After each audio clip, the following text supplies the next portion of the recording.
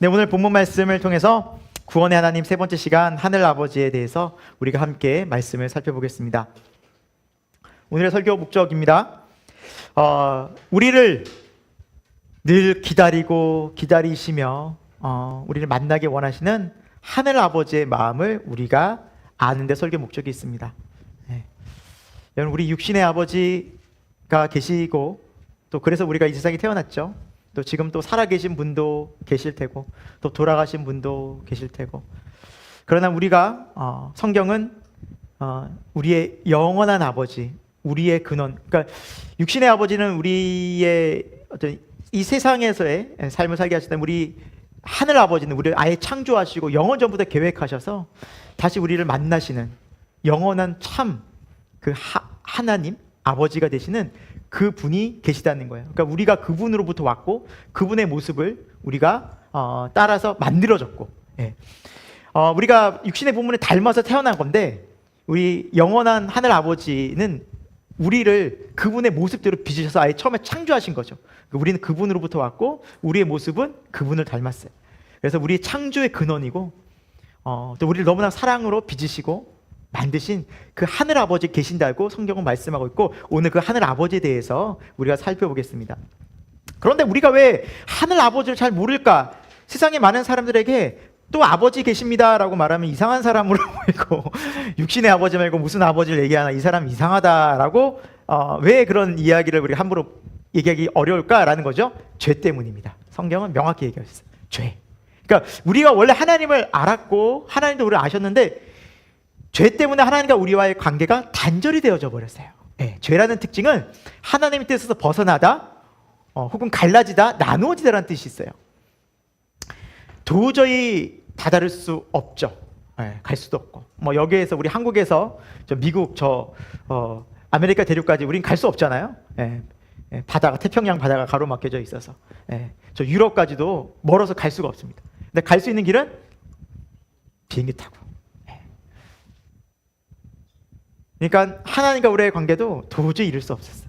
그러나 예수 그리스도께서 오셔서 십자가로 그 길이 열어져서 우리가 가게 되고 만나게 된 것이지, 원래는 죄 때문에 만날 수도 알 수도 갈 수도 다다를 수도 없는 분이 하늘 아버지였어요. 그런데 우리가 이 죄가 얼마나 큰가 성경은 반역하는 거다라고 말했어요. 반역. 그러니까 대놓고 거역하는 거예요. 이게 죄라는 거예요. 그래서 죄의 의미에 대해서 조금 더 우리가 살펴보겠습니다. 죄가 이 정도 무게감이 있었구나. 죄가 이렇게 참 심각한 거였구나. 여러분, 그래서 그 죄의 심각성을 대표적으로 단적으로 아는 사건이 십자가 사건이잖아요. 하나님이 우리의 죄를 대신해서 예수님이 죽으신 거예요. 우리 죄를 대신 지시고, 그렇죠? 그러면 그 죄의 무게가 어느 정도라는 거예요? 하나님의 아들 예수님, 신이죠. 그분이 죽으시기까지 죄가 심각했던 거예요. 그 정도의 죽으심이 있지 않고는, 예수 그리스도의 피 흘리시는 그 고통이 있지 않고는 하나님과 우리 사이가 회복될 수 없을 정도로 심각했던 거예요. 그러니까 하나님과 우리 사이의 죄가 어느 정도 심각했구나라는 것을 보게 될 것입니다. 두 번째로, 그러면 우리가 이 죄의 무게감과 이 죄의 고통 때문에 죄로 단절된 우리가 어떻게 해야 하나님을 다시 만날까? 회개라고 성경은 말씀하고 있습니다. 돌이키래 고칠게. 돌이켜서 돌아가는 거예요. 누구에게로? 네, 하나님께로. 세상을 향해 갔던, 내가 중심 됐던, 내가 왕되었던 삶에서 이제 내가 내 인생의 주인 돼서는 큰일 나겠구나. 내 마음대로 내 뜻대로 살아서는, 이 세상을 가서는 따라가서는 여기 소망이 없구나. 그래서 어디로? 하늘 아버지께로 가야겠구나. 이 땅이 아닌, 이 세상이 아닌 하늘 아버지께로 가야 사는구나 라는 것을 오늘 다시 한번 말씀을 통해서, 많은 성경 본문이 있지만 특별히 오늘 그걸 강조하고 있습니다. 방향성이라는 거죠. 그래서 회개는 세상을 지향하던 마음이 하늘로 지향하게 만드는 놀라운 은혜의 사건입니다. 그걸 살펴보겠습니다. 끝으로 이렇게 우리가 회개하고 하나님께로 돌아갔을 때 어떤 일이 있느냐? 하늘 아버지를 만나는 기쁨이 있어요. 기쁨. 그래서 여러분, 성경은 처음부터 기쁨을 얘기하고 끝까지 기쁨을 얘기해요. 처음 하나님께서 세상을 창조하신 다음에 하신 말씀이 뭐예요? 창세기에서 보시기에 좋았더라. 보시기에 매일매일. 그리고 우리 인간을 창조하시고 보시기에 아주 심히 좋았다. 그래서 그 기쁨으로 가득한 그 상징의 땅이 에덴 동산이죠. 에덴의 뜻이 뭐예요? 기쁨. 기쁨이잖아요. 기쁨의 동산. 그러니까 처음부터 우리는 하나님의 기쁨 가운데 창조돼서 기쁨 가운데 살았어요. 그러나 얼마 안 가 3장에서부터 죄 때문에 관계가 이제 갈라지고, 죄로 인해서 우리 마음은 다시 하나님이 없는, 그래서 이 기쁨의 근원 되시는, 생명의 근원 되시는 하나님으로부터 떠났기 때문에 우리가 기쁨이 사라진 거예요. 성경은 우리가 그래서 기쁨을 못 누린다고 해요. 그럼 세상 좀 기쁜데 목사님, 기쁜 게 좀 있던데요? 얼마나 기쁘십니까? 그것은 우리 육신을 기쁘게 하는 것이기 때문에 우리 영혼의 기쁨은 만족이 안 돼요. 채워도 허전해요. 돈을 벌어보고 또 원하는 자리에 가보고 인기도 누려보고 하면 기쁠 것 같지만 전혀 기쁨이 없다라는 거죠.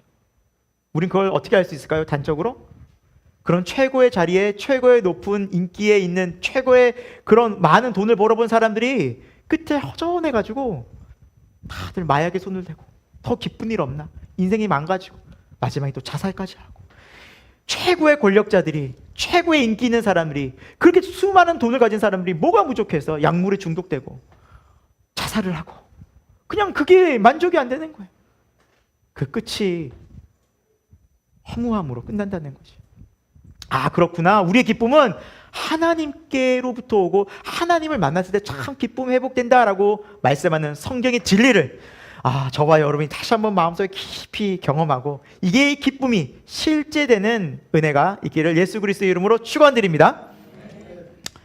여러분과 함께 한 친구를 좀 소개하려고 합니다. 조슈아 바셋이라는 친구예요.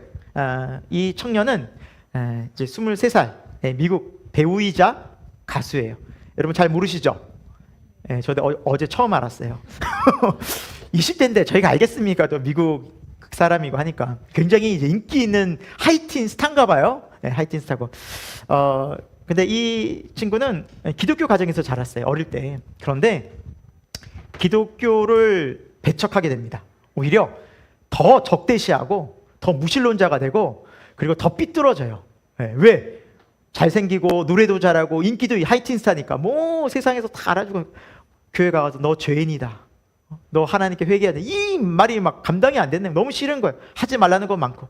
그래서 내 마음대로 살아보리라. 그 인기와 부와 명예를 누리며 아주 그냥 승승장구하고 잘 나갔습니다. 젊은 나이 10대에 엄청난 부자가 되고 엄청난 인기를 얻습니다. 저는 몰랐는데 미국 시장이 엄청나더라고요, 여러분. 미국 시장이 뭐 영화, 뭐 드라마, 아니면 뭐 음악, 왜 자꾸 미국 시장을 진출하려고 할까? 근데 이 음반 시장도 규모가 아주 상상을 초월하더라고요. 그래서 거기에서의 어떤 성공이 정말 우리 한국에서는, 우리 국내에서는 상상을 하지 못하는. 그래서 뭐 우리가 뭐 다 그걸 비교할 수 없겠죠. 메이저리그의 뭐 추신수나 뭐 이런 선수들이 뭐 미국 가가지고 뭐 연봉 뭐 한국에서는 비교할 수도 없을 만한 연봉을 받고 평생을 이렇게 너무나 쉽게 이렇게 편하게 살 수 있는 그 정도의 연봉을 받잖아요. 물론 노력도 많이 했겠지만 사이즈 자체가 다르더라고요. 20살, 그 10대 후반에 엄청난 부와 인기를 누린 거예요. 여러분 어떨까요? 점점 더 우울해지는 거예요. 그 돈이, 인기가 자기에게 행복을 줄 것 같지만 그렇지 못한 거예요. 점점 삶은 중독이 되어져 버려요. 어떻게 중독돼요? 술에, 세상 쾌락에, 그리고 약물에. 정말 갓 20살 된 이 청년이 그 갑자기 얻은 부와 명예를 가지고 이 육신의 정욕에 빠져들어서 정말 힘든, 겉으로는 화려하지만 마음은 다 피폐한 우울과 약물 중독에 빠지게 됩니다. 그가 정말 예수님을 만나기 전까지는 그 참된 평화를 누리지 못하게 됩니다. 그러던 어느 날이었어요. 갑자기 쓰러집니다. 2021년 1월 14일 날 폐혈 쇼크와 심부전으로, 그러니까 약물과 우울증으로 급격하게 몸이 망가져가지고 응급실에 실려갑니다. 그런데 병원에 도착하자마자 이 조슈아가 살 확률은 30%라고 얘기해요. 그러니까 70%가 죽는 거예요. 30%만 생존하니까 굉장히 위급한 상황이죠. 그래서 의사가 12시간만 늦었어도 당신은 죽었습니다라는 소견을 낼 정도로 극적으로 죽음의 문 앞에서 이 청년이 생명을 얻게 됩니다. 다시 살게 되죠. 그런 다음에 이 청년은 크게 충격을 받고 내가 왜 지금 무엇을 하고 있나? 이렇게 사는 인생이 정말 의미 있을까? 그리고 기독교 가정에서 자랐잖아요. 그래서 마지막에 소망이 이제 내가 다시 한번 그 성경을 봐야겠다. 어릴 때 들었던 그 말씀을 봐야겠다. 6개월 동안 성경을 읽으려고 하는데 제가 이렇게 자세하게는 여러분께 말씀드리지 못하지만 제가 그 영상을 보면서 약물이 계속 중독된 상태에서 그걸 또 찾는 거예요. 그러면서 약물 중독된 상태에서 성경을 읽는 거예요. 그러니까 몸은 계속해서 약물 중독에서 헤어나올 수 없어요. 이 몸이 반응하니까. 그런데 영적으로는 내가 살아야겠다는 그 간절함 때문에 성경을 보는 거예요. 살려고, 영이 발부둥치니까. 그러니까 하나님이 그 영혼을 구원하시기 위해서 성경을 읽으라고 하는 거죠. 6개월간 성경을 계속 봅니다. 중독된 상태에서 봐요. 그리고 어느 순간 하나님의 성령의 임재가 경험되기 시작합니다. 그리고 그렇구나. 내 인생은 내가 주인이 아니구나. 내 마음대로 살 것이 아니고 구원자 예수 그리스도가 필요하구나. 그리고 전심으로 마음으로 진심으로 회개하기 시작합니다. 그리고 아버지께 전화를 하고 아버지 저 예수님 믿고 싶어요. 그러니까 믿음의 가정에서 자랐잖아요. 멀리 아버지를 떠나서 내 마음대로 내 뜻대로 살아보려고 그렇게 마음대로 했을 때는 아버지 찾지도 않고 내가 이 세상의 주인인 것처럼 살다가 이제 정말 인생의 절벽에 벼랑 끝에 죽음의 끝에 만나게 보다 보니 소망이 없는 거예요. 아버지 저 살고 싶어요. 저를 위해 기도해 주세요. 아버지와 함께 전화통을 붙잡고 회개 기도합니다. 하나님께로 돌아갑니다. 제 죄를 회개합니다. 제가 잘못했습니다. 하나님. 참 평화가 임합니다. 예수 그리스도 안에 참된 평화가 임합니다. 예수님이 그 기도를 들으신 거예요. 예수님이 그 영혼을 구원하신 거예요. 찾고 찾으시는 한 마리 잃은 양을 찾아서 끝까지 그 영혼을 찾아서 구원하시는 예수 그리스도의 사랑이 성령님의 감화 감동 역사하심이 그 영혼에게 조슈아에게 임한 겁니다. 그리고 예수 그리스도를 고백합니다. 그리고 말합니다. 복음은 우리 심장을 뛰게 합니다. 여러분 하나님 사랑이십니다. 순종하고자 하는 모든 자들에게 이 기쁜 소식이 있습니다. 그리고 간증해요. 다녀요. 그러다 주위에서 조슈아를 처음에 추종했고 좋아했던 비그리스도인들이 무신론자들이 조슈아를 욕하기 시작합니다. 당신 무신론자였잖아. 당신 기독교 비판했잖아. 어떻게 그럴 수 있어? 그러나 그들의 손가락질에 아랑곳하지 않고 고백합니다. 예수 그리스도만이 길입니다. 여러분 정말 예수님이 죽으시고 부활하셨습니다. 제가 증인입니다. 저 죽음에서 살렸습니다. 이건 진실입니다. 예수님을 만나야 됩니다. 그런 인기와 세상의 명예와 그거는 다 뒤로 하고 자신의 생명을 구원하신 예수 그리스도를 지금 증거하고 예수님을 고백하는 삶을 살아갑니다. 그리고 저에게 이렇게 고백합니다. 돌아오십시오. 아버지 집으로. 그 집으로 하늘 아버지 집으로 돌아오십시오. 여러분과 함께 이 청년의 이야기를 함께 나눈 것은 우리 모두가 이 세상에서 다 탕자였다는 거죠. 내 뜻대로 내 생각대로 살아본. 그러나 예수님을 만나면 그 삶이 정말 그 안에서 참 평안과 위로와 소망이 생긴다는 거죠. 지금도 하나님은 잃어버린 영혼을 찾아 구원으로 인도하신 줄로 믿습니다. 진심으로 그를 찾고 그 복음 앞에 말씀 앞에 순종하고 기도하는 자들을 하나님께서 그 중심을 보시고 하나님의 놀라운 구원을 허락해 주십니다. 오늘 말씀을 함께 살펴보겠습니다. 첫 번째, 죄는 반역하는 것입니다. 죄에 대해서 우리가 좀 살펴볼 텐데요. 죄는 반역하는 것이다. 자, 오늘 본문 말씀이죠. 누가복음 15장 12, 13절의 말씀을 함께 우리 같이 읽어보겠습니다. 시작. 그 둘째가 아버지에게 말하되 아버지여 재산 중에서 내게 돌아올 분깃을 내게 주소서 하는지라. 아버지가 그 살림을 각각 나눠 주었더니 그 며칠이 안 되어 둘째 아들이 재물을 다 모아가지고 먼 나라에 가 거기서 허랑방탕하여 그 재산을 낭비하더니 라고 말씀하고 있어요. 여러분 여기서 내게 돌아올 분깃을 달라고 둘째 아들이 요구하는데요. 아버지에게 이 분깃이 뭐냐면 유산이에요. 우리 쉽게 얘기하면. 여러분 유산은 언제 물려받는 거예요? 혹시 유산이 있다면? 그렇죠. 부모님이 돌아가실 때 유산 정리하잖아요. 근데 살아 계셔요 어머니. 근데 유산 달라고 하면 이거는 어떻게 해야 돼요? 네. 예. 빨리 죽으란 소리도 되고 좀 패륜적인 아들 아닙니까? 아버지가 안 죽으니까 빨리 달라고. 왜 안 죽으시고 지금 내가 좀 얻고 싶은데. 아주 혼을 내고 그냥 유산도 주지 말아줘. 이런 자식 있으면 주시겠습니까? 근데 오늘 본문을 보면 줘요. 하늘 아버지가 줘요. 다 가져라. 여러분 이거는 인간의 자유의지를 의미하거든요. 제가 언제 기회가 되면 자유의지에 대해서 좀 자세히 여러분과 좀 설명을 하겠지만, 하나님은 우리와의 사랑하는 관계, 우리 인격적인 관계를 만드셨기 때문에 자유의지를 주셨어요. 그래서 선택권을 주신 거죠. 그래서 그렇게 살아가도록 허락하십니다. 예. 그래서 그 많은 재산을 가지고 어떻게 했어요? 나갔어요. 먼 곳에 나갔어요. 왜 먼 곳에 갔을까요? 여기 싫은 거야. 이제 아버지 구속받기 싫은 거야. 내 맘대로 살고 싶은 거야. 너무 자유가 그리웠던 거죠. 그래서 내 맘대로 살고 싶은 자유, 이 돈 가지고 세상에서 즐기고 싶은 자유, 마음껏 살고, 육신의 정욕, 안목, 이생의 자랑에 마음껏 취해보고 싶은 거예요. 아버지는 맨날 하지 말라고 하니까. 여러분, 죄란, 성경에 말씀하고 있는 죄란 하나님의 뜻에서 벗어난 상태입니다. 그래서 하마리타라는 이 헬라어는 관역에서 벗어나다라는 뜻을 갖고 있는데, 하나님께서 우리를 창조하신 목적이 있어요. 그 창조 목적에서 벗어난 게 죄입니다. 그런데 여러분, 이 죄가 어느 정도로 심각할까요? 오늘 말씀은 그걸 알려주고 있어요. 아들이 살아계신 아버지께 유산을 달라 하는 그 정도의 상태예요. 죄가 거역하는 거예요. 그래서 여러분,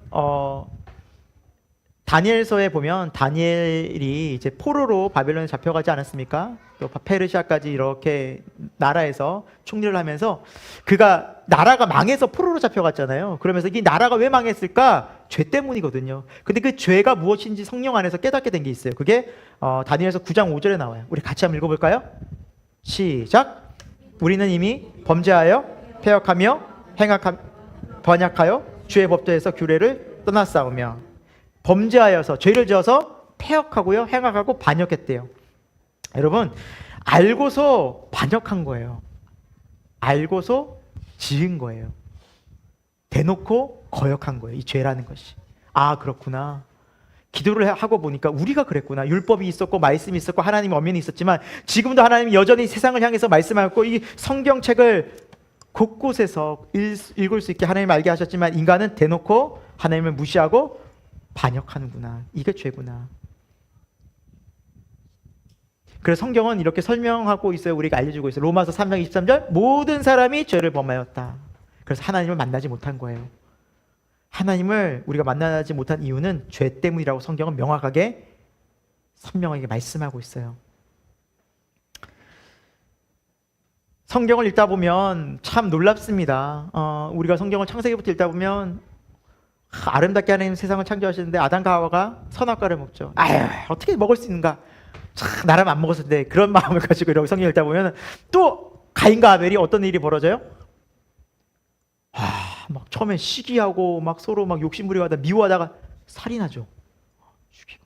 그 다음부터 창세기 소돔과 고모라며 막 그냥 죄가 처음 성경 보면은 좀 놀라워요.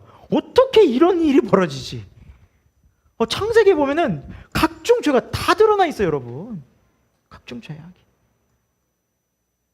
며느리, 유다와 며느리 다말은 그렇죠, 시아버지의 며느리예요. 그렇죠? 거기서 애가 태어나요. 뭐 세상에 이런 일이, 지금도 참 있을 수 없는 일들이 막 창세기에 나오는 거예요. 믿음의 조상이라 해가지고 충격적이에요. 가히 뭐 뒤엔 더 하죠. 어떻게 사람이 이렇게 살 수 있나? 심지어 막 다윗 처음에 너무 좋아하죠. 다윗 골리앗을 물리치고 나도 이런 사람 되고 싶다. 어떻게 이렇게 믿음이 좋을까 했는데 다윗 삶을 보니까 어때요? 우리아의 아내, 자신의 충성스러운 부하의 아내를 뭐예요? 데려와가지고 잠자리예요. 동거예요. 간음해요. 그걸 알게 되니까 밖으로 새어나갈까 봐 우리아를 어떻게 해요? 죽이라고 지시해버려요. 그것 입 싹 닫고 조용히 있어요. 와, 우리가 알던 다윗이 만나 충격에 빠져. 솔로몬, 지혜의 왕 솔로몬, 와, 나도 이렇게 지혜롭고 싶다 했는데 온 나라를 우상천지로 만들어가지고 나라가 두동강이 내버려요. 나라가 갈라져. 충격받죠. 이게 뭐야? 믿을 사람 하나도. 성경을 읽다 보면 구구절들이 죄악인데 나중에 어떻게 사람이 이럴 수 있나라고 하다가 읽다 보면 결국 무슨 어떤 상황까지 이르게 되냐면 모든 사람이 죄인이구나. 결국 내가 죄인이구나. 내 안에 이런 죄들이 가득했구나. 라는 걸 성경을 통해서 알게 돼요. 여러분, 그래서 우리가 말씀을 보면 우리가 얼마나 죄인인지가 낱낱이 드러나요. 하나님에 대한 좋은 이야기도 많이 쓰면 좋잖아요. 근데 여러분 보십시오. 참 우리가 어떻게 성경에 이런 이야기를 담을 수 있나? 어떻게 이렇게 비참하고 상식 밖의 이야기가 나올 수 있나? 어떻게 이런 이야기가 성경에, 거룩한 성경에 쓰여 있나라고 우리가 보지만 성경에 말씀하고 있는 가치는 뭐예요? 너희가 나를 떠나 뭐라는 거예요? 죄인이라는 거예요. 그래서 너희가 구원받을 유일한 길은 십자가에서 너희 죄를 위해 죽은 예수, 내 아들밖에 없다라는 것을 성경이 말씀하기 위해서 우리가 죄인이라는 것을 참혹하게 드러내는 거예요. 여러분, 우리가 병 하나 걸려도 병원에 가서 의사 앞에서 정확한 진단을 들어야 그 병이 낫지 않겠습니까? 그렇죠? 예, 내가 지금 암으로 심각하게 지금 빨리 치료받아야 되는데 의사가 뭐 좋은 얘기 하는 거예요. 뭐 암이 좀 걸렸지만 마음을 잘 다스리시고 좋은 음식 먹고 참 편하게 주무십시오. 뭐 크게 염려하실 거 없습니다. 너무 걱정하죠. 스트레스 받으면 더 힘들어요. 이런 의사가 낫겠어요? 아니면 지금 내일서 당장 수술을 하셔야 됩니다. 제가 고칠 수 있습니다. 이 병은 지금 수술하지 않으면 큰일 납니다. 중한 병입니다. 그러니 당장 가셔서 빨리 입원 수속 밟으십시오. 수술 들어갑시다. 이런 의사가 바른 의사예요. 후자 아니겠습니까? 여러분, 성경은 그래서 진실을 얘기하는 책이에요. 우리의 심각한 죄의 상황. 근데 죄를 들으면 기분이 썩 편치는 않아요. 아파요. 힘들어요. 마치 우리가 당신 무슨 병에 딱 걸렸습니다 라고, 심각한 병에 딱 걸렸습니다 라고 들었을 때 충격받듯이. 저도 갑상선암 수술을 했지만 1년 앞에 저희 아내가 또, 저희는 부부가 사이좋게 이렇게 수술을 했는데 1년 상의 사이로 아내가 처음 그 얘기를 딱 들었을 때 되게 충격이었는데 또 제가 갑상선암이라고 또 충격인 거예요. 이게 다르더라고요. 그래, 여러분, 그건 사실로 받아들여야 그래 치료가 되잖아요. 왜 더 이상 그 병이 진척되지 않잖아요. 빨리 치료를 받아요. 마찬가지로 우리가 죄인입니다라는 것을 정확하게 진단받아야 그리스도 앞에 나갈 수 있어요. 우리가 하나님이 필요하구나는 걸 정확하게 알아야 기도할 수 있어요. 그래야 회개해요. 그렇지 않으면 우리 회개 안 해요. 죄가 얼마나 심각한지 모르면 회개치 않아요. 죄가 얼마나 무서운 형벌인지 모르면 우리는 회개치 않아요. 여전히 세상으로 가요. 그래서 집 나간 아들은 바로 우리의 모습이었고, 그렇게 하나님 없이 내 마음대로 살렸던 우리의 상태였다는 거예요. 성령님 그걸 우리에게 말씀을 들으며 볼 때 알려주신다는 거죠. 두 번째, 오늘 말씀을 통해서 알 수 있는 것은, 그러면 어떻게 하는가? 그런 죄악된 상태에서 회개해야 하나님의 은혜를 안다는 거예요. 반드시 회개해야 돼요. 여러분, 그래서 우리가 세 가지 지금 예수님께서 비유를 해주시는데 공통적으로 나오는 단어가 회개예요. 회개하였을 때에 하나님께서 기뻐하셨다. 회개하였을 때. 다 세 가지 외에 회개란 단어가 나와요. 자, 한번 볼까요? 오늘 본문 말씀 16절 17절입니다. 같이 읽어보겠습니다. 시작.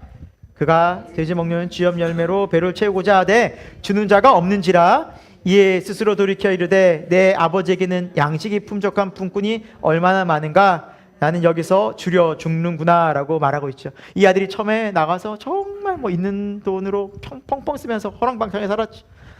그러다가 어려움이 닥치죠. 이제 그 돈으로, 자기가 가진 돈으로 살 수 없으니 일하게 된 거예요. 근데 여기서 돼지를 치게 된 일하는데 당시로 가장 비참한 거예요, 사실은. 짐승 치는 일이. 그래서 그러니까 그 종처럼 사는데 먹을 거 다 제대로 먹겠습니까? 그러니까 어떤 음식을 먹었을까요? 그렇죠, 돼지 음식 먹은 거예요, 쉽게 얘기하면.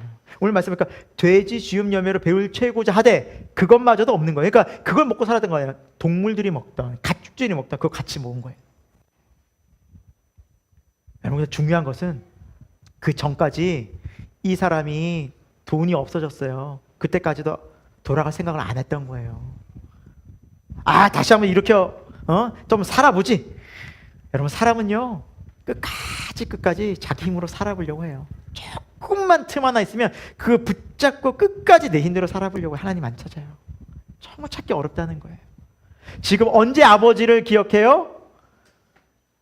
그 돼지 먹는 음식마저 없으니까 아버지가 생각났다는 거예요. 이러다 내가 죽겠구나, 끝이구나, 끝자락까지 가니까 하나님 생각하는 거예요. 안타깝지만 우리 인간이 이래요. 우리 인간이, 여러분 정말 안타깝지만 정말 인간의 비참함을, 하나님 없는 비참함을 느꼈을 때 비로소 하나님 찾아요. 나의 연약함을 정말 처절하게 딱 마주치는 순간 하나님께 돌아오는 은혜가 있어요. 안타깝지만.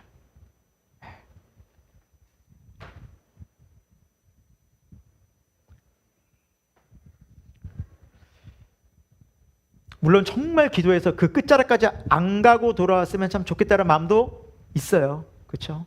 그런 은혜가 정말 있었으면 좋겠습니다. 여러분, 우리 주변에 또 우리도 너무 고생하고 돌아오면 좀 안타깝잖아요. 네. 빨리 돌아왔으면 좋겠어요. 빨리 돌아왔으면 좋겠어요. 근데 여러분, 하나님이 없는 삶은 어떨까요? 로마서 이렇게 말씀하고 있어요. 같이 읽어볼까요? 시작. 파멸과 고생이 그 길에 있어 평강의 길을 알지 못하고, 이 상태로 계속되는데 계속 버티는 거예요. 세상에서 파멸하고 고생하고 힘든 거예요. 돈을 벌어도 버는 대로 힘들고, 이 돈을 잃을까 봐 힘들고, 높은 자리에 가면 그 자리에서 또 내려올까 봐, 이걸 언제 잃을까 봐 또 고생하고 힘들고, 또 그냥 죽을 때까지 그냥 그렇게 사람 눈치 봐가면서 하고, 인정받기 위해서 애쓰고, 평강이 없어요. 평안한 시기가 없어요. 그런 삶을 끊임없이 살아가는 거예요. 그래서 그 자리에서 돌이키라고, 회개하라고 우리를 도와주는 분이 성령님입니다. 그 길이 아니다. 돌이켜라, 회개해라.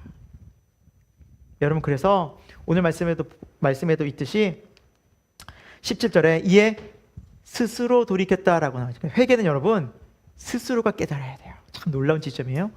그러니까 우리가 아무리 옆에서 이 사람 왜 이렇게 못 깨닫지? 좀 이러면 정신 좀 차렸으면 좋겠는데, 그런 안타까운 마음을 가지는 분들이 있죠. 말씀을 하지 마시고, 서로 곤란해질 수 있으니까. 옆에 계시는 분이 계실 수 있으니까. 그러니까 있을 수 있어요. 그런데 그게 내 마음대로 되는 게 아니에요. 여러분, 스스로 깨달아야만 돌이켜요, 죄는. 그래서 여러분, 회개는 각자가 하는 거예요. 나의 주님, 나의 십자가가 실제되어야지만 구원을 얻어요. 그 전까지 여러분, 옆에서 누군가 혹은 정말 구원받기 원하는 사람이 있으면 뭐 해줘야 돼요? 기도해 주셔야 돼요. 그 사람이 죄를 깨닫도록.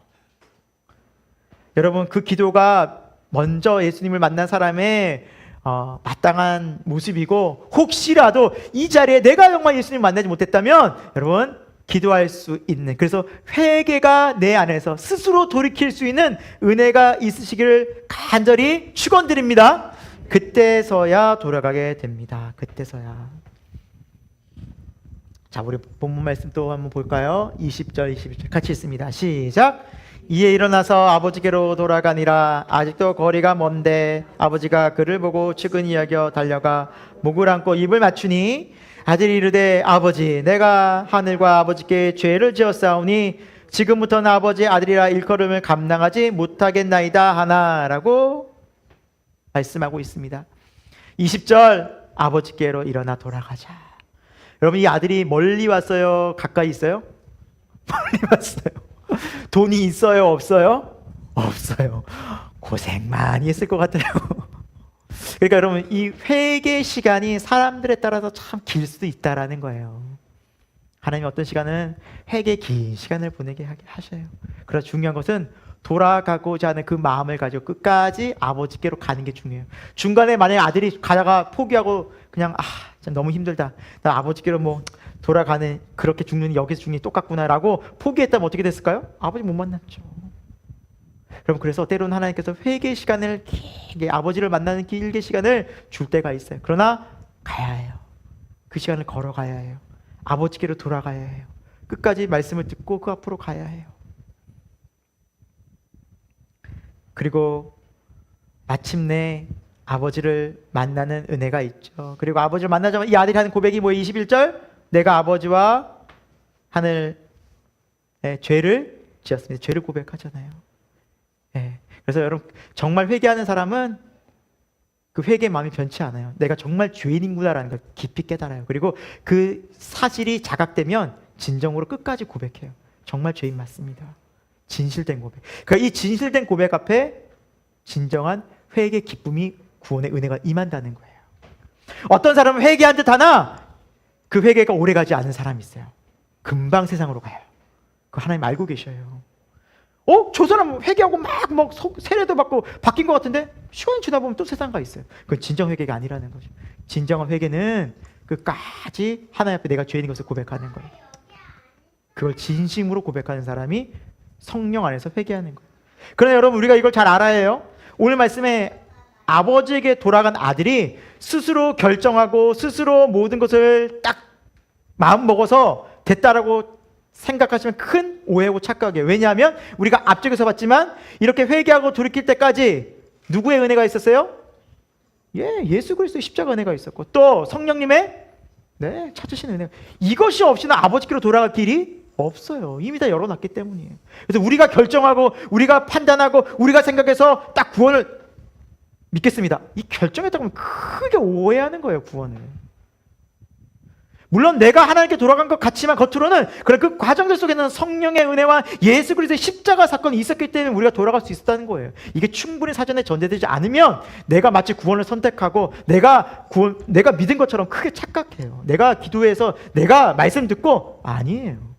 이미 돌아오라고 수도 없이 말씀하시는 예수 그리스도의 십자가의 은혜가 없이는 아버지께로 갈 자가 없기 때문이에요. 이미 구원의 길을 다 열어놓으신 그 길로 하나님이 인도하신 거예요. 여러분께 조금 쉬운 예를 좀 들어보도록 하겠습니다. 제가 몇 주 전에 이제 우리 황수임 집사님을 만나러 이제 블루어텀에 점심때 갔어요. 근데 또 우리 김희영 집사님의 셀도 거기서 모임을 딱 갖고 있더라고요. 그때 날씨 기억하십니까 혹시? 엄청 더웠어요. 엄청 더웠어요. 제가 왜 그걸 알게 되면 이렇게 입고 나갔는데 요 사이가 너무 더워서 제가 어떻게 했겠어요? 외투를 벗었어요. 너무 더우니까. 그럼 안 됩니까? 목사는 딱 이렇게 딱 가해 마이를 벗으면 안 됩니까? 더우면 벗을 수 있죠. 너무 더워서 벗었어요. 너무 더워서 벗었어요. 여러분, 제가 외투를 벗었어요. 행동은. 그런데 제가 외투를 벗기까지 뭐가 있었어요? 뜨거운 햇빛이 있는 거예요. 내가 선택은 했지만 벗지 않을 수가 없는 거예요. 여러분, 구원도 마찬가지예요. 하나님의 뜨거운 사랑이, 십자가의 사랑이 말씀 가운데, 성령의 감동 가운데 끊임없이 우리에게 비쳐요. 그래서 내가 예수 그리스도를, 하나님을 구원자로 고백하지 않을 수 없게, 내가 죄인됨을 고백하지 않을 수 없게 하나님께서 만드신다니까요. 이것을 구원의 은혜라고 말합니다. 여러분, 그래서 성령님께서는 2000년 전에 십자가 사건이 오늘 현재화가 되게 만들어 가세요. 여러분, 2000년 전에 예수님이 나의 죄를 왜 죽으셨다는 게 여러분 믿어지십니까? 아니, 2000년 전에 예수님이 십자가에 죽은 거랑 지금 내 죄가 없어진 건 무슨 상관이냐고요. 시간 2000년 전의 일인데요. 이순신 장군이 우리나라를 지키기 위해서 왜구를 무찔렀어요. 맞아요. 그건 역사적 사건이잖아요. 그럼 그때 그 역사적 사건을 박수치면 끝나는 건데 그게 오늘날 이순신 장군은 나랑 무슨 상관이냐고요. 이게 연결이 돼요, 여러분? 이순신 장군님이 여러분에게 뭐 말씀이라고 하세요? 그 의미를 알려주세요. 그런데 십자가의 사건은 지금 그게 현실화가 돼서 내가 그 죄가 용서함 받은 거 지금 내가 어떻게 알고 감사하고 기쁘냐고요. 내가 그 죄 용서함 받았구나. 이게 기적이구나는 어떻게 아냐고요. 그 일을 행하시는 분이 누구셔요? 맞아요. 성령 하나님이셔요, 여러분. 역사와 시간과 상황과 공간을 초월해서 하나님의 말씀은 여러분 뭐예요? 푸른 마르고 꽃은 시들지만 주의 말씀은 어떻다고요? 영원하니라. 영원 속에서 하나님의 말씀 살아있어요, 여러분. 아멘? 그래서 여러분 믿으셔야 돼요. 지금도 하나님은 말씀 가운데 살아 역사하세요. 그래서 이 말씀이 성경책에서 수천 년 전에 기록된 말씀이 아니라 지금도 살아서 동일하게 역사하시는 말씀으로 믿어질 때 기적이 일어난다고요. 그 일을 하시는 분이 성령님이에요. 그러니까 내가 믿었다고 생각하면 큰 착각이에요. 크게 오해하는 거예요. 성경도 모르고 하나님을 모르고 그건 바른 구원관도 아니라는 사실입니다. 사랑하는 여러분, 우리가 구원받았습니까? 예, 예수 그리스도께서 십자가로 이루신 구원 때문에 우리가 구원받는 줄로 믿습니다. 요한복음 14장 6절입니다. 예수께서 말씀하십니다. 내가 곧 길이요 진리요 생명이니 나로 말미암지 않고는 아버지께로 올 자가 없느니라. 예수님만이 길이라는 거예요. 진리고 생명이라는. 예수님을 통해서만, 십자가를 통해서만 하늘 아버지께로 갈 수 있다. 누누이 말씀하시고 구약부터 이걸 계속해서 말씀해 주셨어요. 우리가 성막 보지 않았습니까? 그렇죠? 하나님의 임재가 있는 지성소까지 가기 위해서는 계속해서 양의 문을 통과해야만 했고, 성소로 가기 전에 번제단을 통과해야만 했습니다. 번제단은 뭐 했어요? 제물을 태워서 피를 흘리고 태워 드렸잖아요. 예수 그리스도의 그 십자가의 구원 사건을 말하는 거잖아요. 들어갑니다. 손을 씻잖아요. 죄 용서. 안에 휘장이 찢어졌어요. 언제 찢어졌어요? 이 휘장이? 예수님 십자가에 죽으셨다. 그렇죠? 그래서 그 지성소로 가는 것이, 하나님 임재로 가는 것이 예수 그리스도로 말미암아 이루어졌다고 성경은 말씀하고 있고, 그것이 오늘날 실제화가 돼서 내 마음에 일어나게 하시는 분이 성령 하나님이십니다. 그래서 은혜의 선물이다라고 에베소서 2장 8절은 말씀하고 있어요. 이는 누구든지 자랑치 못하게 하려 함이라. 아멘. 그래서 구원받은 자는 하나님께 은혜에 감사하고 찬양하는 거예요. 여러분, 이 은혜가 얼마나 큰지 오늘 말씀을 보니까 그 죄인됨을 고백하는 그 아들을 저 멀리서 20절에 저 거리가 먼데 터벅터벅 걸어오는 모습, 아들이라는 거를 아버지만 아시죠? 참 놀라워요, 여러분. 정말 놀라워요. 우리 자녀를 기르시는 분들은 이제 자녀들이 이렇게 어릴 때 유치원이나, 우리 또 쌍둥이들 그렇죠? 잘 아시겠네. 발표회 하면 바로 누구 딱 찾아요? 많아도 바로 찾죠. 눈길이 누구만 가요? 우와! 우리 딸, 우리 아들. 저 멀리서 보면 우리 애인 거 알아요, 여러분. 알아요. 하나님이 그 멀리서 오는 걸 알고 계시는 거예요. 그런데 여러분, 오늘 말씀해 보니까 그 아버지가 먼 곳에서 오는 그 아들을 기다리고 있었어요. 그날 어떻게 우연하게 운 좋아서 마침 할 일 없어서 이렇게 나오셨다 기다리실까요? 아니면 매일 기다리셨을까요? 매일같이. 지금도 하늘아버지 매일같이 저와 여러분 기다리고, 매일같이 달려나와서 치근히 여겨, 불쌍히 여겨, 안타까워. 이제 돌아왔니? 내가 매일 기다렸다. 영원 전부터 너 만나려고 기다렸다. 그리고 안아주셔요. 목에 입을 맞춰요. 여러분, 이 아들은 어떤 아들이었어요? 패역한 아들이에요. 더러운 아들이에요. 죄 가운데 있는 아들이에요. 아버지를 거역했어요. 대놓고 부정했어요. 마음대로 살았어요. 근데 그 아들을 안으신 하나님의 사랑이 우리는 측량할 수 없다라는 거예요. 이게 하나님의 영원한 사랑이라는 거예요. 여러분, 그래서 우리가 얼마나 죄를 많이 지었는가, 얼마나 세상에서 방황했는가 중요한 게 아니라 지금 내가 하나님께로 가느냐가 중요해요. 얼마나 많은 죄를 지어, 저런 죄인도 용서받아, 저런 죄인을 어떻게 하나님 받아주죠? 아니에요. 우리 다 똑같은 죄. 하나님은 우리를 다 불쌍히 여기셔요. 누구든지 어떤 죄를 지었든지 우리를 다 맞아주실 준비를 하고 계신 분이 아버지 하나님의 사랑이에요. 근데 그 아들을 맞아주시면서 그럼 이렇게 안아만 주셨냐? 아니에요. 오늘 말씀에 22절 같이 읽겠습니다. 시작. 아버지는 종들에게 이르되 제일 좋은 옷을 내어다가 입히고 손에 가락지를 끼우고 발에 신을 신기라. 아멘. 이 말씀 뭡니까? 간단하게 말씀드리면 아들의 권위가, 명예가 회복된 거예요. 너 고생을 좀 해야겠다. 너 아들로서 좀 나가서 이렇게 했으니까 너 좀 알아야 돼 하면서 한 몇십 년 동안 먼저 충분히 재산 다 회복시킬 때까지 고생시키고 이제 아들로서 자격이 있다라는 게 아니라 즉시 그날 돌아눈. 여러분, 이것이 십자가의 사건이에요. 회개하면, 하나님을 만나면 즉시 하나님 안에서 우리는 하나님의 아들의 권세와 능력을 경험해요. 여러분, 그래서 이 세 가지는 중요한 상징적 의미가 있어요. 먼저 옷을 입히죠. 옷은요, 여러분, 옛날 시대는 특히나, 지금도 그러지만 여러분 지금도 옷 제복이라든지, 그리고 또 특별히 뭐 어떤 기관에 있는 사람들은 특별한 옷을 입잖아요. 옛날엔 더 했어요. 왕복이 있었어요. 그렇죠. 그걸 함부로 못 입었죠. 그리고 높은 대관들이, 신하들이 있는 옷들이 있었어요. 귀족들이 옷이 있었어요. 그러니까 옷은 신분을 상징해요. 신분. 죄인의 신분에서 아들이 됐다는 거예요. 이거는 넌 더 이상 죄인이 아니야. 난 너에게 죄 묻지 않아. 예수 그리스도의 의로운 옷으로 가려주신 거예요. 넌 그 피로 다 내가 깨끗하게 됐어. 즉시 용서됐어. 너의 모든 죄는 도말됐단다. 십자가에서 예수님의 피로. 와, 이게 믿어지. 십자가 사건.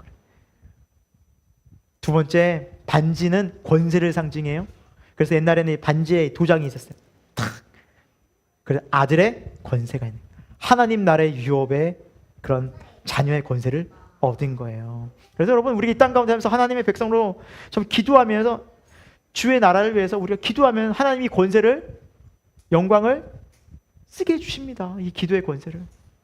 여러분, 우리 기도의 권세 쓸 수 있어요. 그래서 예수님께서 말씀하시죠. 지금까지 너희가 내 이름으로 구하지 아니하였으나 구하라. 그리하면 받으리니 너의 기쁨이 충만하리라. 이제 예수 그리스도의 이름으로 구하면 하늘 아버지가 들으시는 놀라운 권세, 우리가 권세를 얻은 하나님의 거룩한 자녀가 된 거예요. 이 권세를 누릴 수 있어요. 그대로 신발은 자유와 평안을 상징해요. 자유와 평안. 여러분, 노예는 신발이 없었어요. 맨발로 다녔어요. 얼마나 고통스러웠을까요?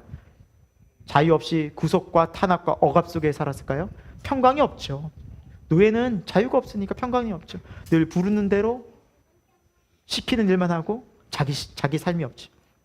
그러나 거기에서 하나님은 신을 시켜줘. 너에게 평안을 주노라.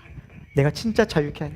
더 이상 죄의 종이 아니라 죄의 노예가 아니라 하나님의 거룩한 백성이 되어서 자녀가 되어서 이제는 하나님의 의를 행할 수 있는, 더 이상 우리의 마음이 불안과 염려와 두려움이 아니라 하나님이 함께하는 평강과 소망과 위로와 능력을 경험하는 하나님의 놀라운 자녀의 권세를 다 즉시 회복시켜 주셨습니다. 얼마나 기뻐요. 얼마나 감사해요. 맞아요. 여러분, 어떤 죄를 졌든지 우리가 어떤 죄 가운데 오래 있든지 그것은 중요하지 않습니다. 하나님은 이렇게 우리에게 말씀하십니다. 로마서 5장 20절 하반절입니다. 읽겠습니다. 시작. 그러나 아멘. 어떤 참혹한 비참한 죄가 있다 할지라도 그것을 덮고도 남는 십자가의 은혜가 넘칩니다. 십자가의 은혜보다 큰 죄는 없습니다. 할렐루야. 그래서 우리는 이 사랑의 하나님께 넉넉히 믿음으로 나아갈 이유가 있습니다. 여러분, 관계 회복이 참 귀하잖아요. 관계 회복이. 하늘 아버지가 우리를 이렇게 회복시켜 주셔서 우리에게 사랑과 은혜를 베풀어 주셔서 우리와 다시 그 친밀한 자녀의 관계로, 우리와 연합의 관계로, 그래서 기쁨을 우리에게 누리게 주시려고 합니다. 그래서 우리가 궁극적으로 하나님 안에서 이제 회복의 기쁨을 하나님 안에서 누리게 됩니다. 여러분, 성경이 이걸 약속하고 있어요. 우리는 이제 영원히 기쁠 일만 남았어요. 여러분, 영원히 기쁠 일만 남았어요. 그리고 지금도 그 기쁨이 실제화되어져서 살아갈 수 있어요. 천국을 소망하며. 왜? 이 기쁨이 하나님 안에 있기 때문에. 우리가 하나님 안에만 구하면 하나님이 이 기쁨을 허락해 주신다는 거예요. 자, 오늘 본문 말씀이죠. 24, 25절 같이 읽습니다. 아버지가 어떻게 하셨는지 시작. 그리고 살찐 송아지를 끌어다가 잡으라. 우리가 먹고 즐기자. 이 내 아들은 죽었다가 다시 살아났으며 내가 잃었다가 다시 얻어노라 하니 그들이 즐거워하더라. 아멘. 우리가 먹고 즐기자. 즐거워. 이 기쁨의 잔치가 확 펼쳐진 거야. 춤추고, 오늘 보면 같이 덩실덩실 춤추고 기뻐하며. 아들 처음에는 머쓱머쓱했지만 아버지 그렇게 맞아주는 그 마음을 알고 같이 기뻐했겠죠. 여러분, 성경에서 누누이 말씀하고 있는 이 구원은 항상 기쁨입니다. 기쁨. 그래서 오늘 세 가지 비유에 항상 나타나는 기쁨의 잔치예요. 그래서 양을 찾은 목자도 마지막에 뭐예요? 말씀 보면 잔치를 해요. 드라크마를 찾은 여인도 마지막에 뭐예요? 잔치예요. 기쁨. 지금 여기 잃은 아들을 찾은 아버지도 뭐예요? 잔치. 기쁨의 잔치. 그러니까 하나님은 우리와 함께 기뻐하기를 원하신다라는 그 기쁨의 속성이 충만하신 분이에요. 그래서 우리에게 기쁨을 전해주고 싶어 하셔요. 그러니까 우리 인간은 기본적으로 기쁨을 누리고 기쁨을 추구하는 존재예요. 여러분, 솔직히 말해 봅시다. 여러분, 음식을 먹는데 맛있어요. 즐거워요.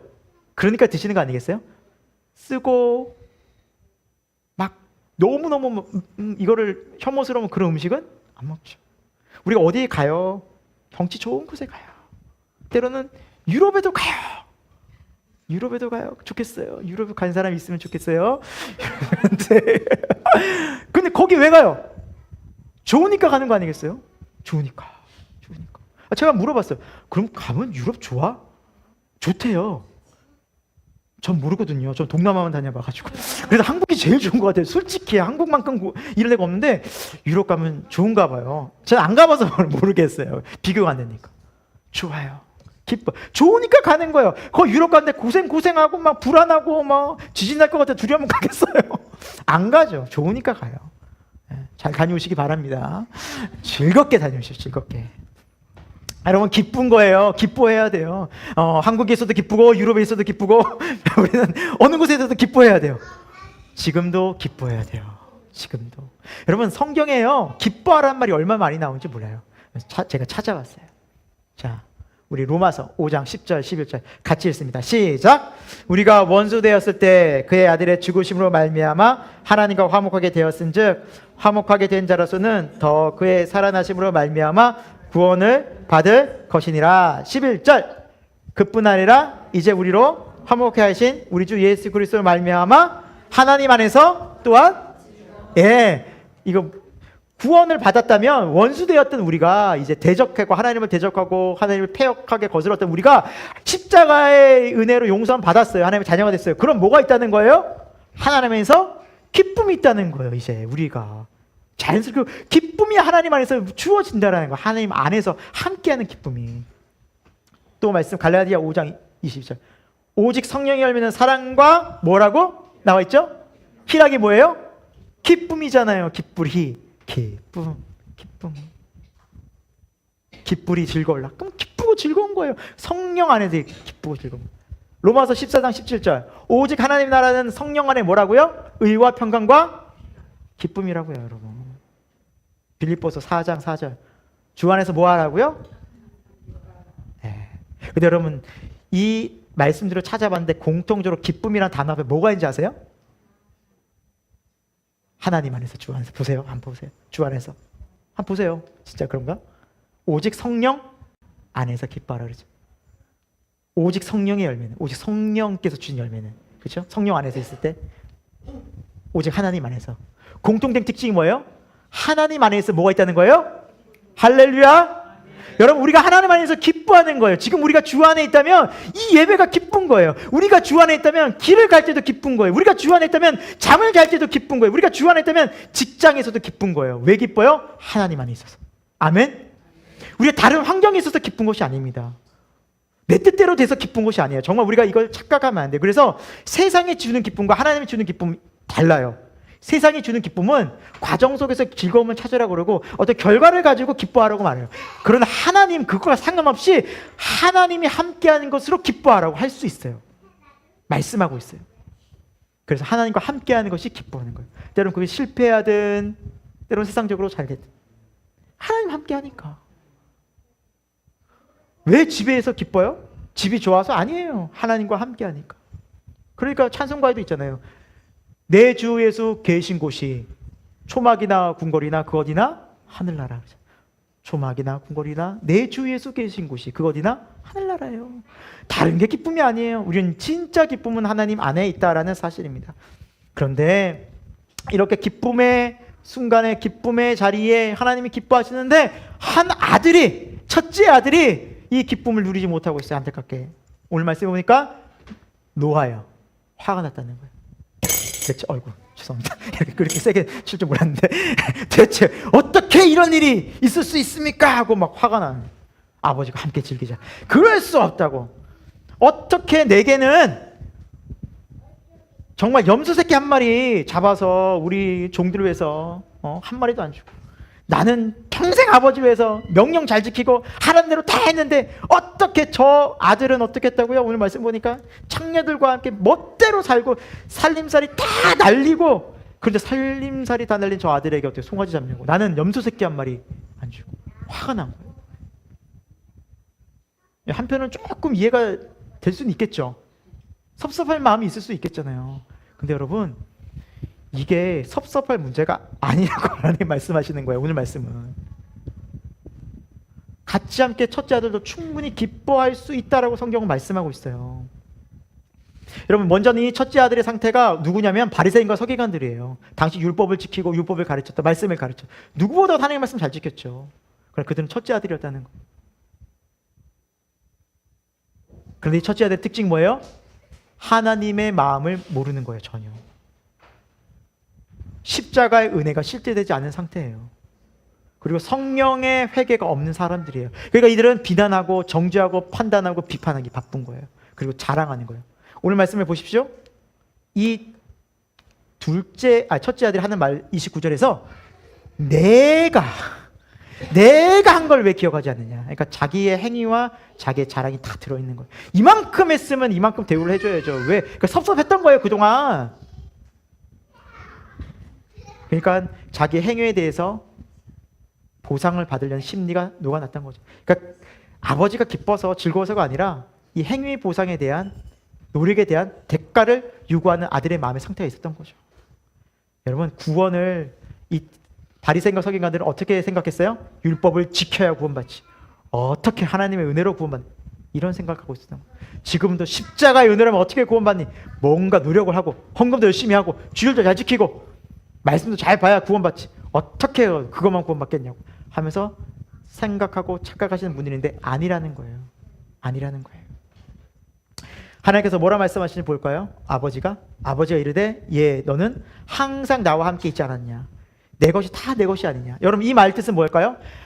그 첫째 아들이 하나님 안에서 있었다면 기쁨으로 언제든지 손잡고 염소 잡아서 잔치할 수 있었다는 거예요. 이것이 다 네 건데 네가 종들이랑 기뻐할 수 있으면 얼마든지 기뻐할 수 있었는데, 네가 네 안에서 이건 마음대로 기뻐하고 즐거워하고 할 수 있었는데, 나는 그런 거 터치할 이유도 없고 나는 그런 마음이 없었는데 너 왜 그러니? 이 말뜻은 아버지의 마음을 이 아들이 아는 거예요, 모르는 거예요? 전혀 모르는 거예요. 그러니까 오늘 말씀 보세요. 항상 나와 함께 있었는데 왜 내 마음을 모르니라는 뜻이에요. 항상 옆에서 있었는데 왜 모르니라는 거예요. 여러분, 이것은 우리에게 중요한 의미가 있습니다. 항상 교회 다니면서 성경책을 들고 다니고 예배를 드리고 때로는 정말 여러 가지 봉사도 많이 하고 기도도 많이 하는데 항상 하나님 곁에서 뭔가 교회를 가까이 하는 것 같은데, 여러분, 하나님 마음을 아십니까? 하나님 지금 어떤 마음인지 여러분 향한 마음 아십니까? 그게 중요한 거예요. 하나님은 우리가 이런 마음을 갖기 원하세요. 우리 같이 읽어보겠습니다. 시작. 이내 동생은 죽었다가 살아났으며 내가 잃었다가 얻었기로 우리가 즐거워하고 기뻐하는 것이 마땅하니라. 아멘. 하늘아버지는 우리가 함께 즐거워하는 것이 마땅하다. 이 구원의 기쁨을 함께 누린 것이 마땅하다. 너가 정말 나와 함께 했다면 이 내 마음을 알 텐데 라는 거예요. 첫째 아들은 몸만 같이 있었지 마음은 같이 함께하지 않았던 거예요. 여러분, 정말 중요한 게 뭐예요? 몸과 마음이 함께하는 거잖아요. 같이 있어도. 그렇잖아요. 몸만 있으면 뭐합니까? 마음이 딴 데가 기쁨 없죠. 즐거움 없잖아요. 그래서 성경은 잠언서에 우리에게 이렇게 말씀하고 있어요. 하나님이 미리부터. 같이 읽겠습니다. 시작. 내 아들아 내 마음을 내게 주며 내 눈으로 내 길을 즐거워할지어다. 아멘. 여러분, 우리 마음의 주인은 하나님이십니다. 하나님이셔야만 하고요. 왜냐하면 처음에 우리 마음을 만든 이유가 하나님이 거하시려고 하신 이유가 있었어요.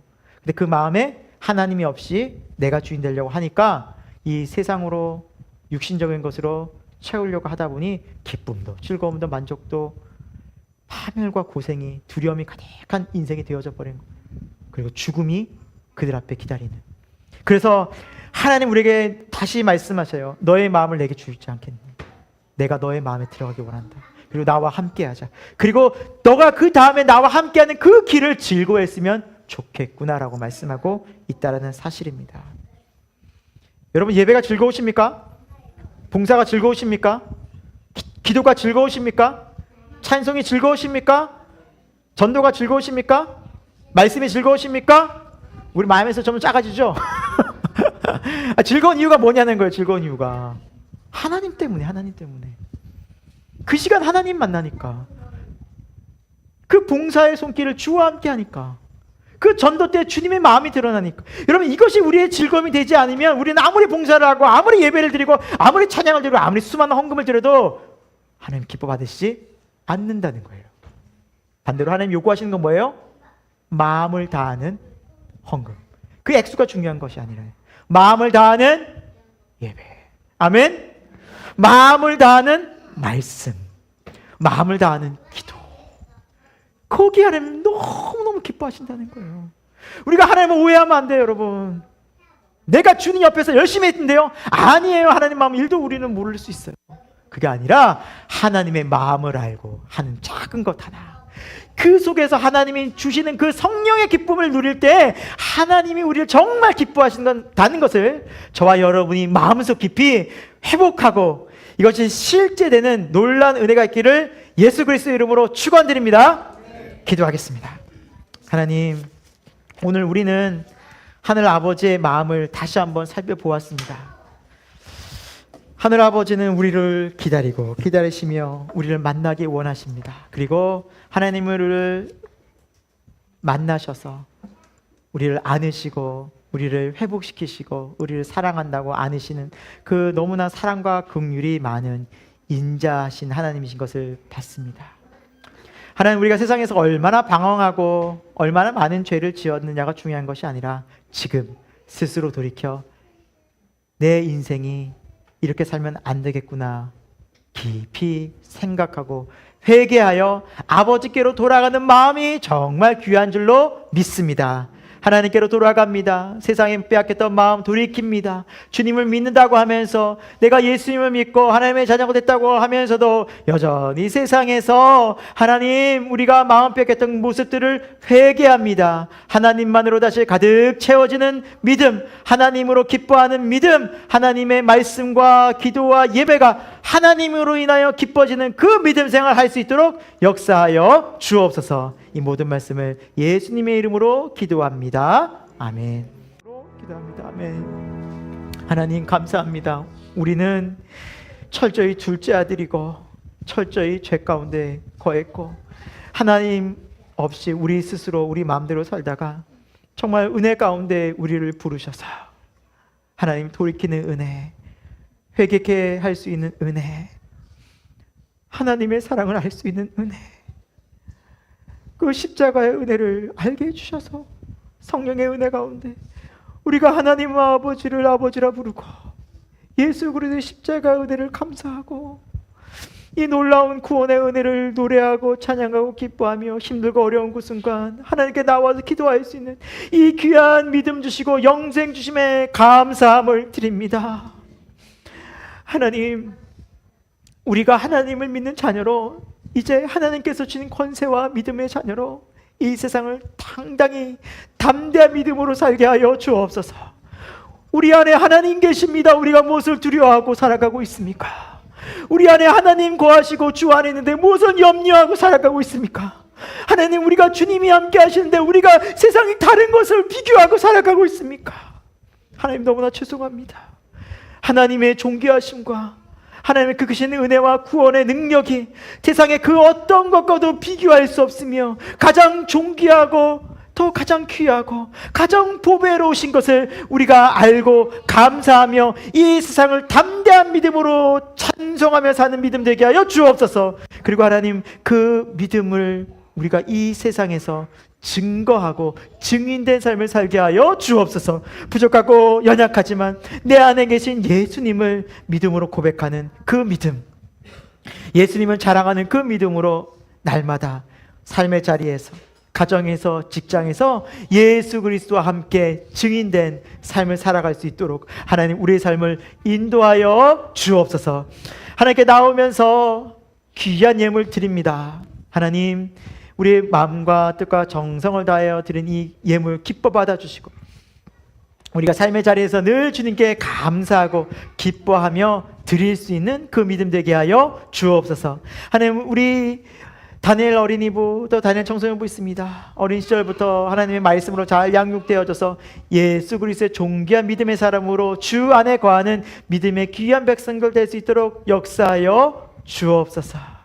지금은 우리 주 예수 그리스도의 십자가의 놀라우신 은혜와 하나님 아버지 기다리시는, 품으시는, 우리를 긍휼히 여기시고 우리를 사랑하시는 그 영원하신 사랑하심과 이 모든 십자가의 은혜, 하나님 사랑을 알게 하시는 성령 하나님의 감화 감동 역사하심이 오늘 예배를 드리며 하나님께 감사하며 이 구원의 하나님을 찬양하고 감사하고 노래하고 구원의 하나님 안에서 기뻐하고 즐거워하기를 다시 한번 기도하고 다짐하는 우리 모든 새생명교회 교우들 가운데 저들의 가정과 직장과 삶의 터전과 이 한국 교회 가운데 지금부터 영원토록 함께 하시기를 간절히 축원하옵나이다.